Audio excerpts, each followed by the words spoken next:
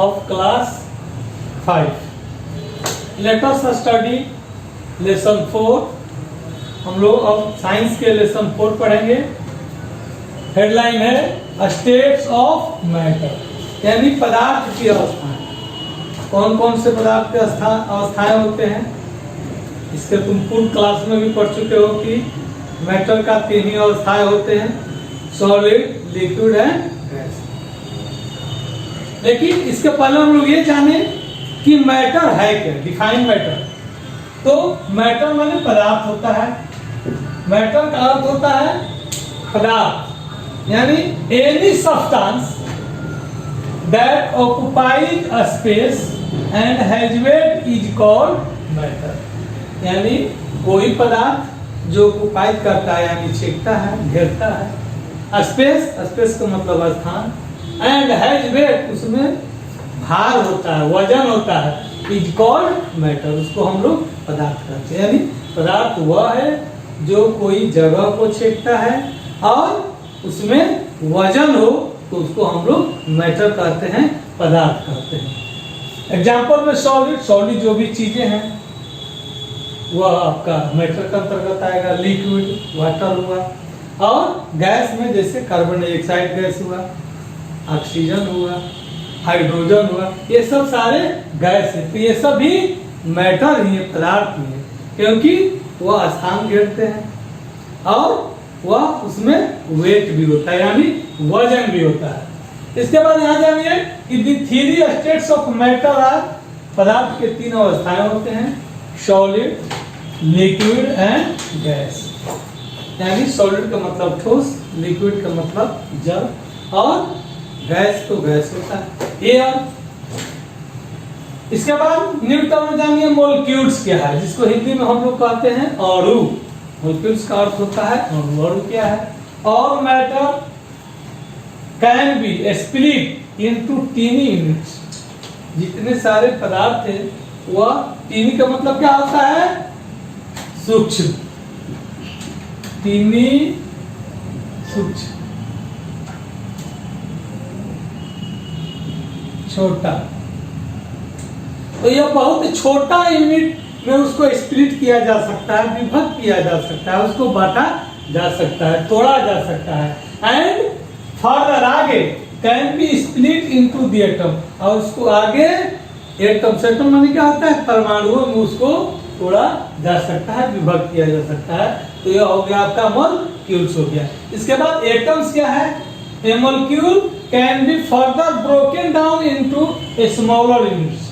एक अणु जो होते हैं वह आगे छोटे छोटे यूनिटों में, इकाइयों में तोड़ा जा सकता है, जिसको हम लोग कहेंगे atoms. There are more than 100 kinds of atom. Total atom जो है वह 100 से भी ज्यादा है. इसके बाद इसमें जानिए 3 टर्म होते हैं साइंस में, एलिमेंट, कंपाउंड और एक मिक्सचर होता है. लेकिन अभी हम लोग पढ़ेंगे एलिमेंट और कंपाउंड के बारे में पढ़ेंगे. एलिमेंट क्या है? When atoms of the same kind, जब एक ही पदार्थ के जब परमाणु जो है वह कंबाइन टुगेदर, जब साथ साथ मिले होते हैं, तो दे फॉर्म एन एलिमेंट. तो वह एलिमेंट का निर्माण करते हैं, यानी तत्व का निर्माण करते हैं. नेक्स्ट एग्जांपल का हो गया ऑक्सीजन, O2 उसको हम लोग कहेंगे. कैल्शियम है, आपके बुक में दिया हुआ है, उसका जो सिंबल होता है, केमिकल सिंबल Ca होता है. गोल्ड को हम लोग क्या कहते हैं? ऑरम कहा जाता है, जिसको हम लोग Au शॉर्ट में केमिकल नाम उसका देते हैं. आयरन को Fe क्यों कहा जाता है? क्योंकि आयरन का जो लैटिन नाम होता है फेरस होता है, इसलिए उसको हम Fe कहेंगे. और हाइड्रोजन को हम लोग केमिकल नेम में देंगे H2EtC. ये सब सारे जो है वह एलिमेंट है. इसके बाद हम लोग कंपाउंड के बारे में पढ़ेंगे. यौगिक इसको हिंदी में कहते हैं. कंपाउंड का हिंदी होता है यौगिक. When 2 or more different atoms combine together in a particular ratio, यानी जब 2 या 2 से भिन्न परमाणु जो है वह एक साथ किसी खास अनुपात में मिलते हैं, तो उसे हम लोग कहेंगे कि दे फॉर्म ए कंपाउंड, यानी उसको हम लोग यौगिक कहेंगे. अब देखिए इसका एग्जांपल है वाटर. वाटर जैसा आप लोग को बुक में दिया हुआ है। तो वाटर का जो होता है केमिकल नाम H2O।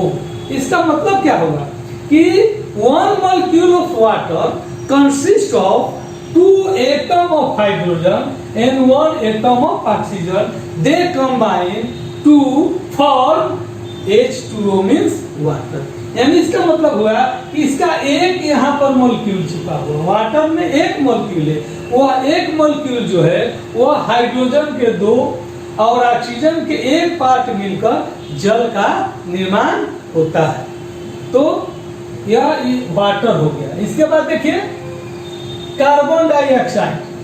कार्बन डाइऑक्साइड का केमिकल नेम होता है CO2। इसका मीन्स क्या होगा कि one molecule of carbon dioxide consists of 1 part of carbon and 2 part of oxygen to form carbon dioxide।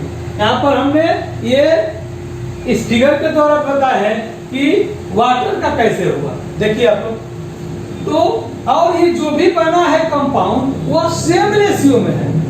अगर 2 पार्ट कार्बन हाइड्रोजन है और 1 पार्ट ऑक्सीजन है, यह सेम रेशियो होगा। अगर कम बेसी हो सकता है इसमें तो यह उससे वाटर का निर्माण नहीं होता है। इसलिए कंपाउंड में जब भी 2 या 2 से अधिक पदार्थों का यानी एलिमेंट का जब कंबाइन होता है, सम्मिश्रण होता है, तो वह सेम रेशियो में बने होते हैं। तो वाटर का हो गया आपका H2O। उसी तरह से कार्बन डाइऑक्साइड में भी CO2 है। तो इसमें जो इसका रेशियो है कार्बन का और ऑक्सीजन का, वह सेम रेशियो में है। तो सेम रेशियो में मिलने से ही कंपाउंड का निर्माण होता है। इसको हम लोग ये फिगर द्वारा देख सकते हैं कि जैसे यहाँ पर 2 वो दिया है, ये वो एक फिगर है, दोनों मिलकर 3 फिगर हो गया। यानी इसका मतलब कि हाइड्रोजन 2 है और ऑक्सीजन जो है वह 1 है। ऑक्सीजन ने 1 बना है, यानी ऑक्सीजन ने दोनों कंबाइन करके क्या बना, H2O बना, माने वाटर बना।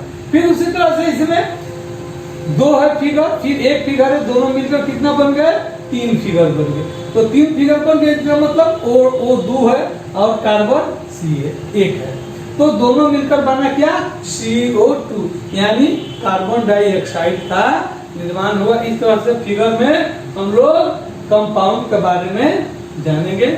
इसके बाद हम लोग इसको यहाँ पर जो वर्ड मीनिंग दिया हुआ है, वर्ड मीनिंग देख लीजिए। स्टेट माने अवस्थाएं होते हैं, मैटर माने पदार्थ होता है, सब्सटेंस माने वस्तु होता है, ऑक्युपाई माने छेकता है, स्पेस माने जगह, वेट वजन, सॉलिड ठोस, लिक्विड तरल, मोलिक्यूल्स अणु, एटम परमाणु, स्पिरिट विभक्त होना टूटना बटना, फर्दर आगे, ब्रोकन टूटना, कंबाइन मिलना, टुगेदर साथ साथ, एलिमेंट तत्व अवयव, पार्टिकुलर खास, चीनी माने सूक्ष्म छोटा।